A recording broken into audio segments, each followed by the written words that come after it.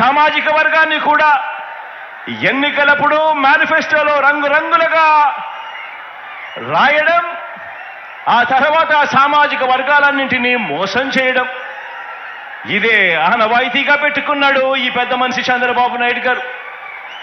1995 అప్పుడు చూసినా, 1999 పోనీ అప్పుడు చూసినా, లేక 2014 పోనీ అప్పుడు చూసినా కూడా సీఎం అయిన ఇదే పెద్ద మనిషి చంద్రబాబు గారు ఈ 3 సందర్భాలలో కూడా తెలుగుదేశం పార్టీ తరఫున తెలుగుదేశం మేనిఫెస్టో అంటూ ఇచ్చి, మీరిచ్చిన మేనిఫెస్టోలో ఏనాడైనా కూడా కనీసం 10% అమలు చేశారా అని అడుగుతా ఉన్నాను ఇదే వేదికపై నుంచి ఇదే పెద్ద మనిషి చంద్రబాబు నాయుడు గారిని. గతం ప్రజలకు గుర్తుండదు అన్న నమ్మకంతో ఇప్పుడు మరోసారి అలాంటి అబద్ధాలు, అలాంటి మోసాలు, మరో మేనిఫెస్టో పట్టుకొని బంగారు కడియం ఇస్తానని ఊబులోకి దింపి మనుషులను తినేసే కథ ఆ పులి మాదిరిగా ఈరోజు ఎర చూపిస్తా ఉన్నాడు ఈ పెద్ద మనిషి చంద్రబాబు నాయుడు గారు. రంగురంగుల మేనిఫెస్టో అంటున్నాడు, 6 స్కీములు అంటాడు, ఇంకా 6 రావాల్సినవి ఉన్నాయి అని అంటాడు.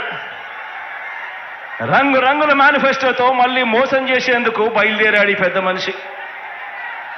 నిజంగా చంద్రబాబు నాయుడు గారి మనస్తత్వం ఎలాంటిది అనంటే, చేసేది ఎలాగో మోసమే కాబట్టి అబద్ధాలు చెప్పేటప్పుడు బాబు దారిద్ర్యం ఎందుకు అన్నది బాబు నైజం.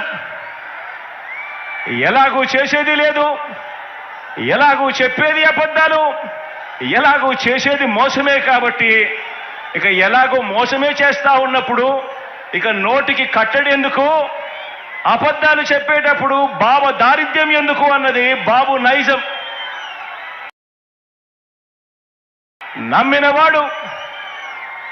నమ్మినవాడు మునుగుతాడు,